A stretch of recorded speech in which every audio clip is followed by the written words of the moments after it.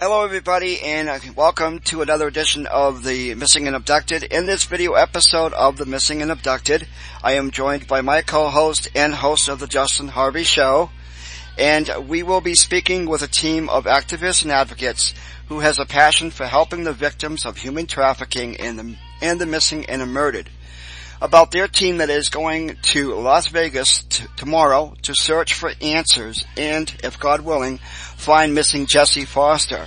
Missing Jessie Foster is the daughter of Glendene Grant and has been missing since March 29th of 2006. She is an international endangered missing person and suspected to be the victim of a human trafficking ring. And our first guest will be Glendene Grant, the mother of missing Jessie Foster, and founder of M.A.T.H, Mothers Against Trafficking Humans, and who also hosts her own blog talk radio show, The World of the Missing and Exploited. Without further ado, let's hear from Glendene Grant. Welcome to the show, Hi, Glendene. Well, thank you very much, you guys, for having me. I appreciate it. It's been a while, and I'm grateful to be back talking with you guys again. Thank you. You're welcome. So, can you tell us about Jessie?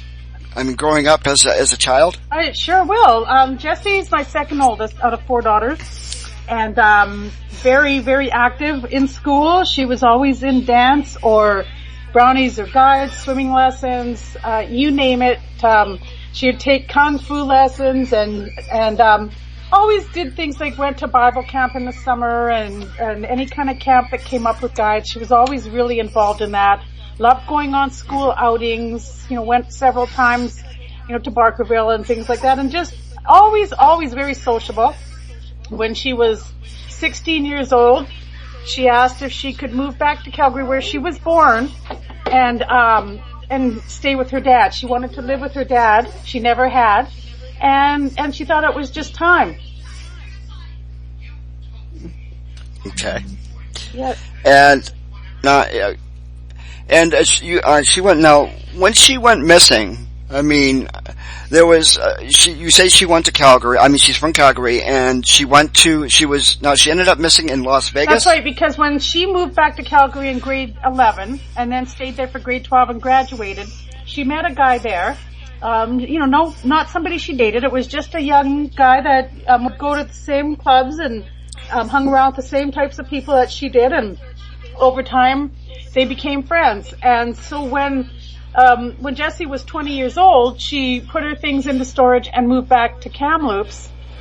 And at the time that she did that, this person that she had met that thought was her friend started calling her and asking her on trips.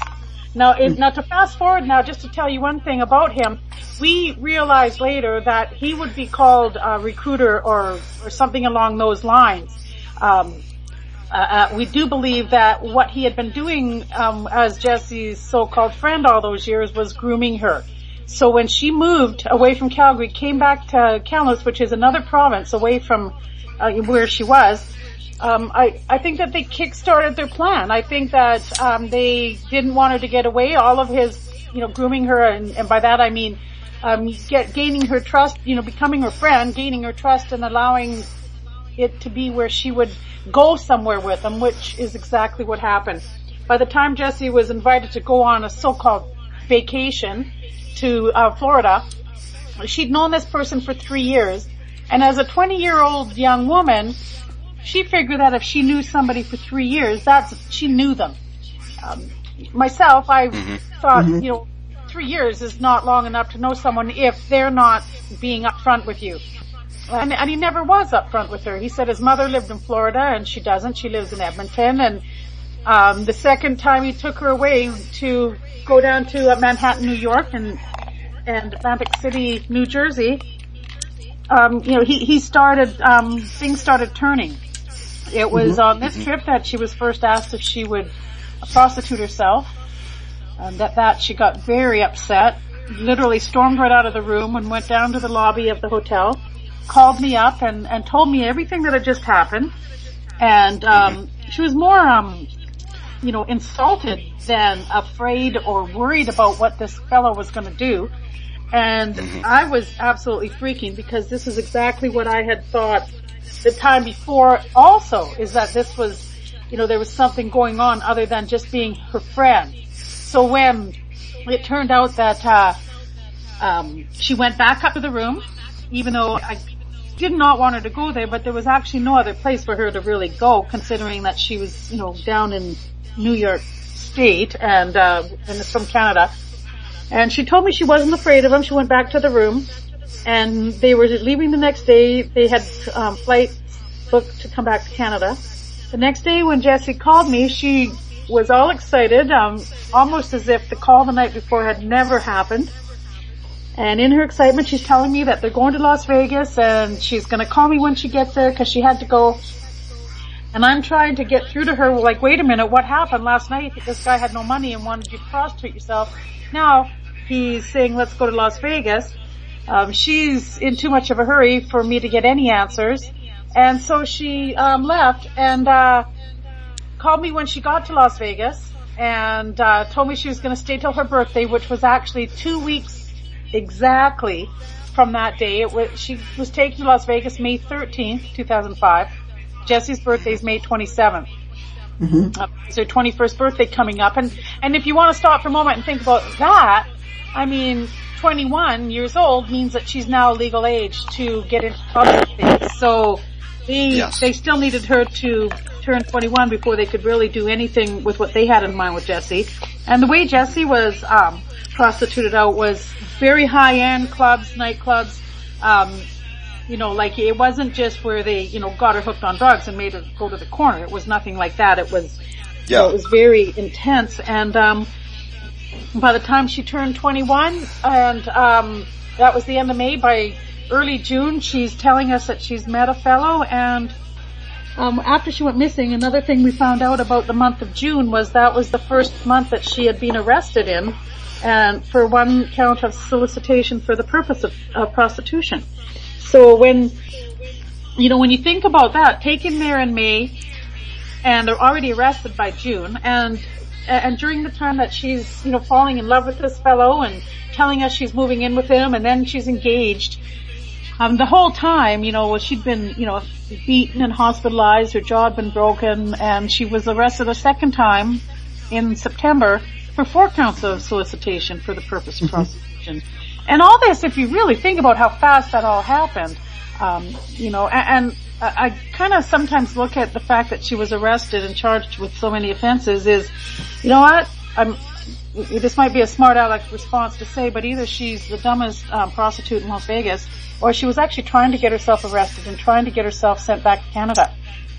That was going to be my next question. Yeah, she could have. Yeah, exactly. Nothing ever came to that. They just kept releasing her. They'd hold her in jail. The next day, Peter Todd would come. He'd pay her bail and take her home. Hey, David, I'll interject for a second here. I got the question for Glendene. Go ahead. When you reported her missing, what did the police say, Glendene? Well, initially when we tried to report her missing, when I first tried, they told me I couldn't report her missing yet because her dad and his wife and stepdaughters and families had gone down to Mexico for one of the stepdaughters' weddings. Her wedding reception was coming up in Calgary after that, in which Jessie was coming home for.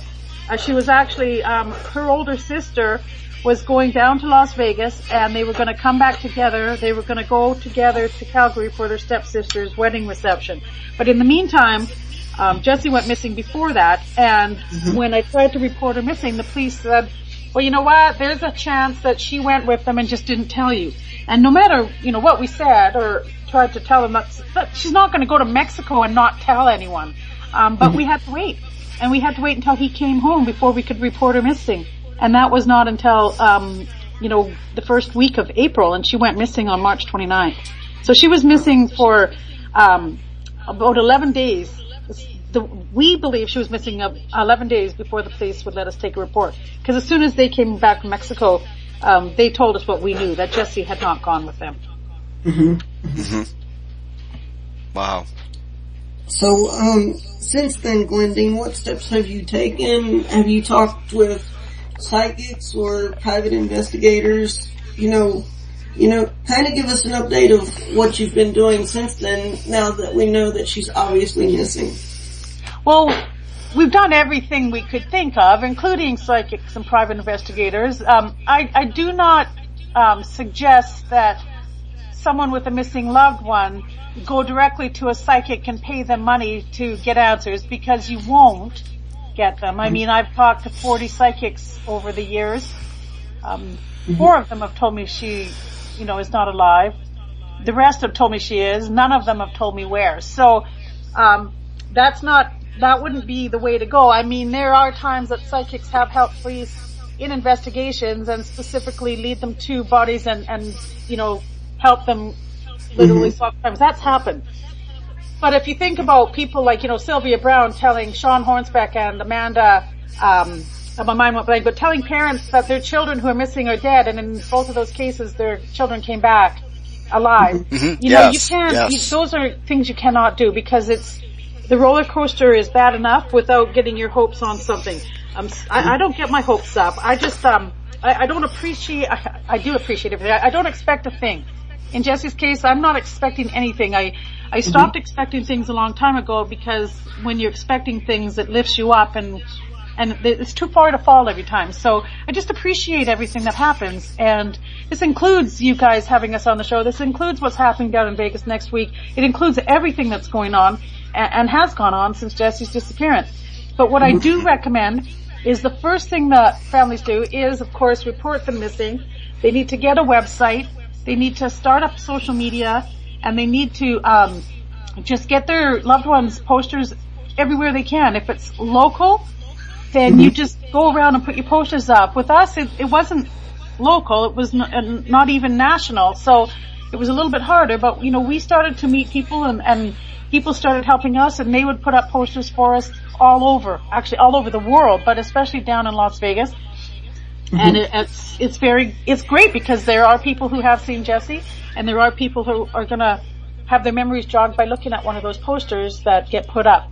I've also, as you guys mentioned in the introduction, I did start my own Blogtalkradio show, The Missing and Exploited, and it's to it is to help other families cope with what they're going through, but it's also to help me. I needed to learn to cope with what's going on with Jessie's disappearance, and I found that in my coping, it came in 2 forms, and one is helping other families and speaking publicly anywhere that I can about human trafficking and Jessie, and I do both, and I just and I keep going, and through that I meet people like you guys and people like the other women that have joined us on the phone tonight, and so many more people, and because of that, it's not going away. Right now, last weekend we had a couple of people from a documentary team from Calgary here working on a documentary they're doing on Jessie, and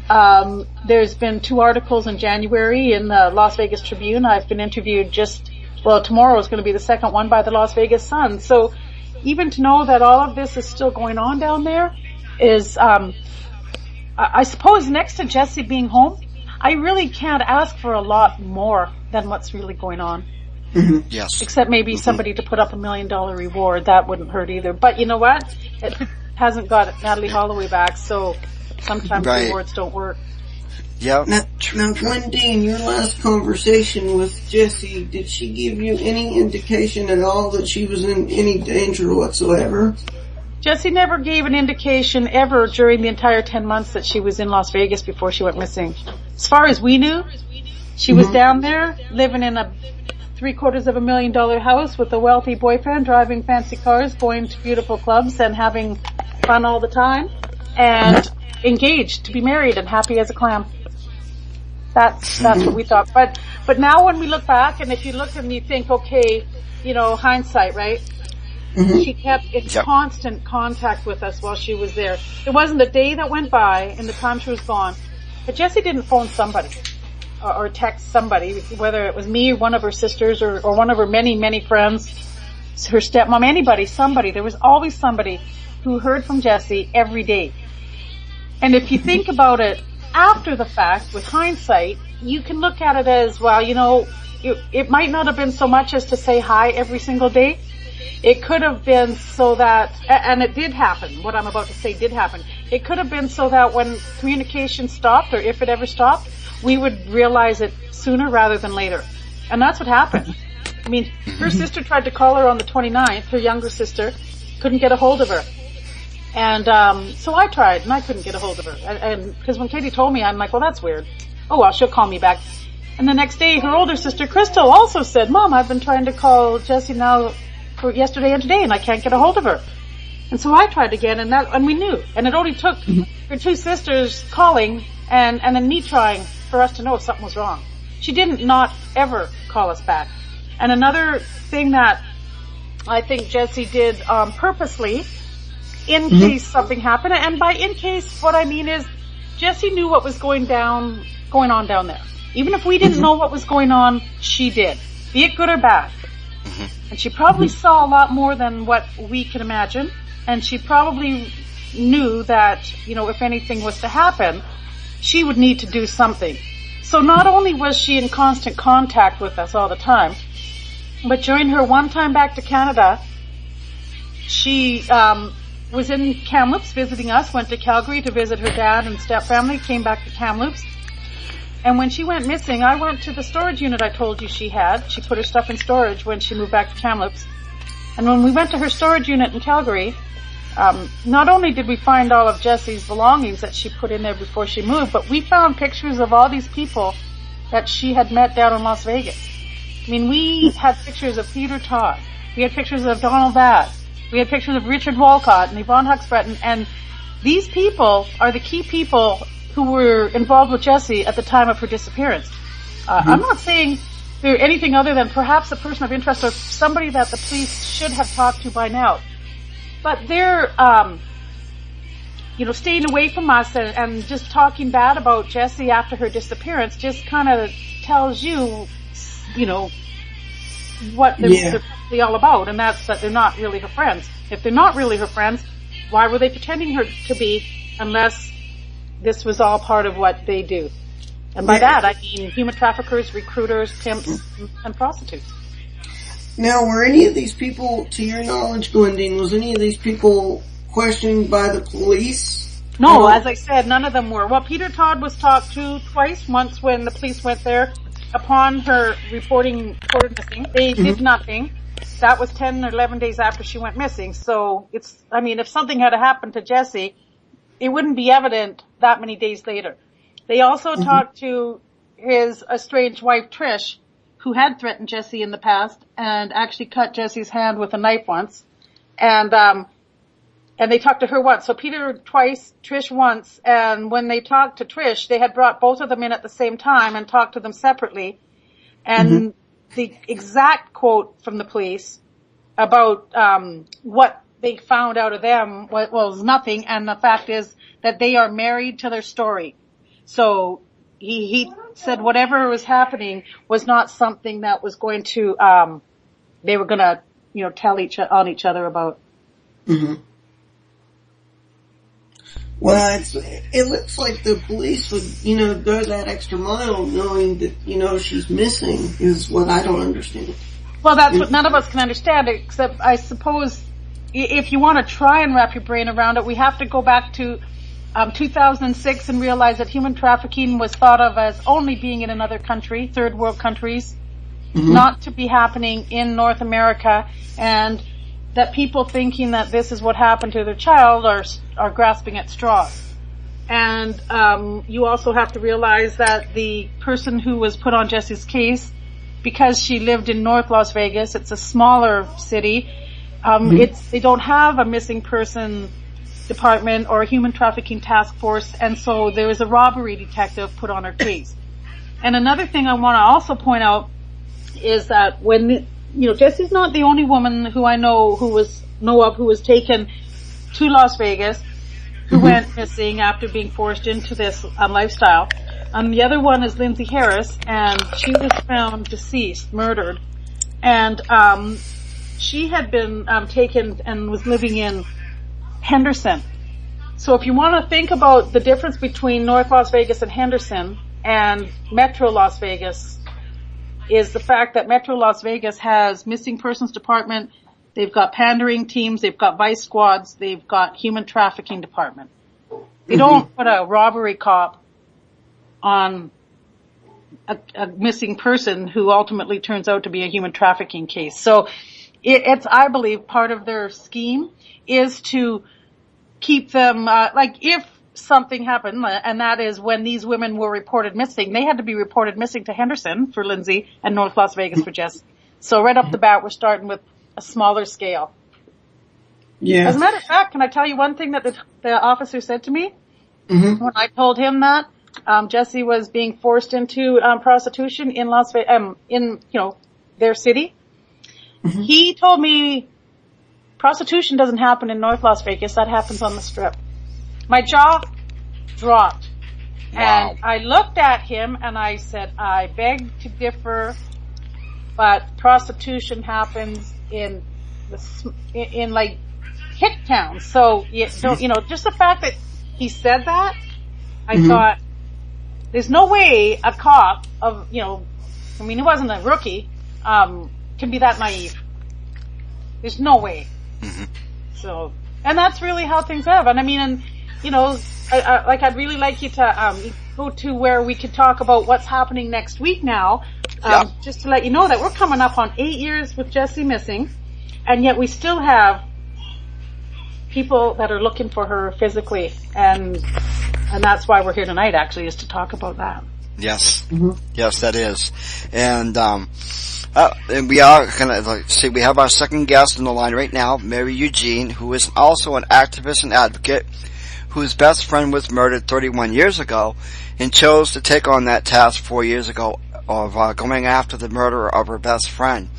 Now, after Glendene reached out to Mary for her friend's case for her Blogtalkradio show, they began to talk for hours on the phone, and that's when Mary heard about Jessie's story and contacted Victoria with ISC Investigations, a Californian private investigation company assisting families finding their missing loved ones, and Shannon, an executive director at Run to Rescue, which is a registered 501c3 nonprofit Christian organization that reaches out to rescue, restore victims of human trafficking. And Mary, are you there? Yes, I am. Okay, hello. so the show, Mary. Hi. Hi. Okay, so you were basically the one that actually got this whole thing really going, and contacted both of these organizations. So what is going to actually be happening here starting tomorrow there in Las Vegas? Well, my purpose in doing this is to go to Las Vegas and get some answers. As we've all talked about, we can't promise anything, but our intentions are to definitely get some answers in regarding Jessica's disappearance, so we can bring some answers back to Glendene and her family. Okay. And you have now how can somebody who wants to volunteer to help out, how can they contact you? We have trying to think of how to do that. We are going to be meeting at the East Las Vegas Christian Center every morning at 9:00.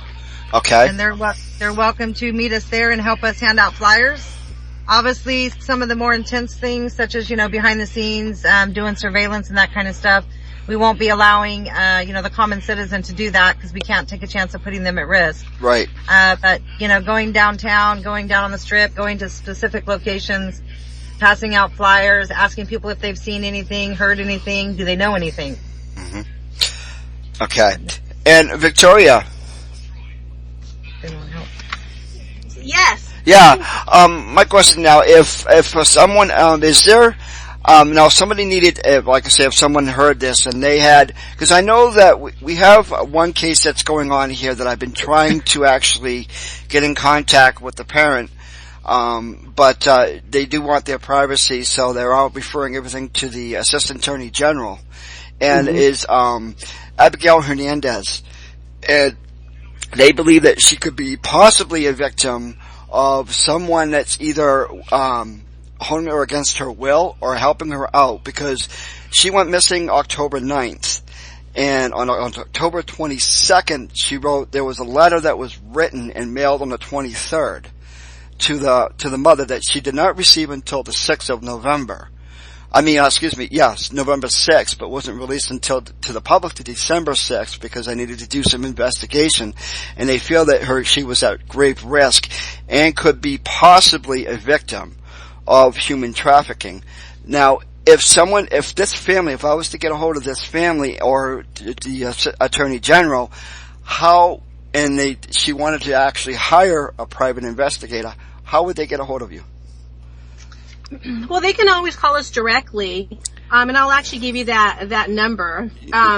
If at any time, if anyone wants to reach out to us directly, they're more than welcome to call us directly. They can send us a private message directly on our business Facebook page. And any time we get any sort of messages, either it's via telephone or private message, I'm always the one who's actually going to be the one calling them back. So that way, all the details can be spoken to about right then and there. Now, also with that, we are licensed private investigators in the state of California. So anytime we actually assist families outside of California, such as, let's say, for example, regarding Abigail's case, we actually would have to go in there kind of as an advocate, so to speak. Yeah. So that's when our overall networking kind of has to come into play. We do have private investigators that do assist us, with running certain reports. However, a lot of times we can actually run those reports ourselves. It just really all depends. Sometimes the families are a little hesitant on actually hiring a private investigations company that's not within their local state, only because there's a lot of telephone calls, yes. There's a lot of Skype, FaceTime, and so forth. And as a parent, I definitely do get that, and I see it. But my thing is, and what I always tell all families, and I think that Glendene could also vouch for this as well, is that anytime we talk to any family, the one thing we do is that we do not make false promises. We're not going to tell any parent that we can absolutely find your missing loved one. We have to let them know that, there's a 50-50 possibility that we might not be able to find them. So it really all goes into really being able to talk to the family, and the family a lot of times has already a lot of knowledge and information that actually helps us out in the long run. Mm-hmm. Okay. And your Facebook page is? It's ISC Investigations. Okay. And of course, your website is www.iscinv.com. And of course, your contact details are right there. Can you tell us a little bit about either you, Victoria, or Mary, about Run to Rescue? Mary's definitely going to be the better person to speak about Run to Rescue, so I'm going to turn that over to Mary. Okay. I think pretty much what you said was correct. Yeah. It is a Christian-based 501c3, nonprofit organization who reaches out to victims on the street. They do outreach, and they, in hopes of recovering, the girls are willing to come with them, recover, and send them off for treatment and get them restored. Okay. And their website is, of course, www.run, and that's the number 2, rescue.com. And their Facebook page, which I'm looking up right now, is the same thing. It's Run to Rescue. You can just do that. And of course, there is a way to actually, you can message the page correctly.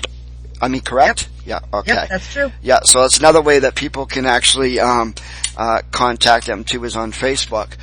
Okay, well, it's great what you're doing, Mary and Victoria. I really do hope that you get some answers for Glendene. I just wanted Glendene just to talk a little bit about, if you could, about your organization, Mothers Against Trafficking Humans. Well, that came out of just knowing that I needed to do something that would be able to help families, like mothers, fathers, anybody who wants to be involved, because it certainly, does not mean that you have to be just a mother to be involved, but it just came out, one day I was talking with another woman whose daughter is a survivor of human trafficking, and at the same time we both said, well, something like M.A.T.H, Mothers Against Trafficking Humans, and we started laughing because that was kind of funny. We both said the same thing, same time.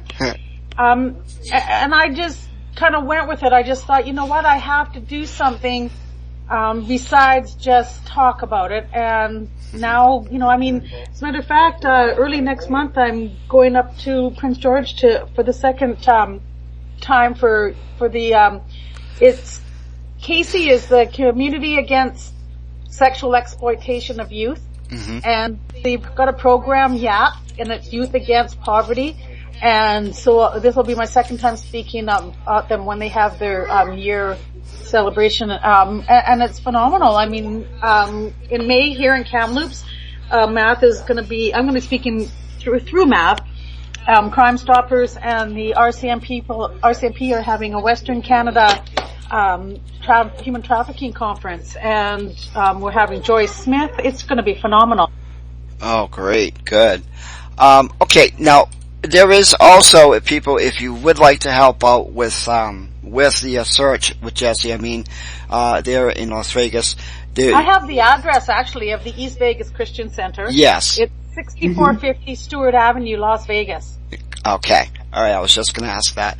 And also, if you'd like to donate, actually, we have set it down. Is it Mary that set this up for the GoFundMe? Well, actually, it's set up through Run to Rescue because it's nonprofit, so people could use that as a tax write-off for a donation. As a donation, okay. And and we've raised so far $310. Oh, that's good. So another $100 more from when we last talked. Yeah, exactly. Even from the last time I looked. Yep. Well, that's great. Still, their goal is 2,000, so it would be really nice if we could, you know. Yes. You know. Yes. But you know what? If you'd like, I can give you the web address for the GoFund to help bring Jessie home. Yes, go ahead. It's all one word, GoFundMe.com / and it's number 6, letter I like internet, G like grandma, U like underneath, Y like yellow, W like welcome. So 6 IGUYW. Okay. And also, I have put up a widget on my website, Speak Your Mind Radio, SYMradio.com, and you can go into the post that I put on for Jessie Foster, victim of human trafficking. You can go right there, and there is a place right there where you can actually go into and make a donation there too. Also, this archive here of the show will also be on that page too, and also you can listen to her shows on that page too, or at blogtalkradio.com / missing and that's AND exploited. Absolutely, David, and also you might want to tell the audience that if they need any of this information again, they can also contact me and you on Facebook. Yes, and Justin's Facebook page is facebook.com The Justin Harvey Show, or of course of Justin Ray Harvey is his personal profile. And of course you can contact me at The Missing and Abducted on Facebook. And also another way you can contact me is through my email at symradio@yahoo.com. And Justin, your email address is again?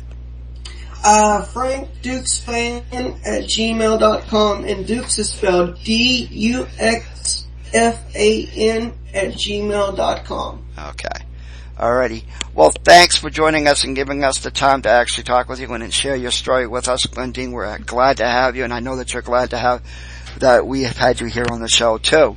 Yes, definitely, guys. Yeah. Thank you. And to let you know also, this is going on from tomorrow, the 16th till the 24th is when all of this is going out, that you can hand out the flyers and help out. And like I say, you can also keep updated on on Glendene's Facebook page at M.A.T.H. That's Mothers Against Trafficking Humans. Exactly. Also, David, yes. I apologize for interrupting. Just one last thing. Yep. We would like to go ahead and let everyone know that there is an anonymous tip line that we've actually put in place. Now, this tip line is not affiliated whatsoever with law enforcement. People can call in, or they can even text us any sort of tips in regards to Jessie Foster. That number is 775-241-3906. Okay, thank you, and thank you for mentioning that. Okay, I think that's going to wrap it up for this edition of the Missing and Abducted. Thanks a lot, Glendene. Thank you, Victoria, and thank you, Mary, and thanks, Justin, for joining us too. Absolutely, David. I always got your back, David. You know that. Oh yes, always you do, even if you don't feel good. And I want to thank Mary and Victoria from the bottom of my heart for what they're doing. Thank you very much, and everybody that's affiliated with you for this. It means so much. And You're welcome, Glendene. I wanted to let our guests know that this show should be up by tomorrow night on my YouTube channel. So. Perfect. Yes. Thank you. Yes. Thank you all. You're welcome. All right. Thanks a lot. You all have a good evening. Thank you. You too. Thank you. Yes. You're welcome. Thank you. God bless. God bless. Bye bye.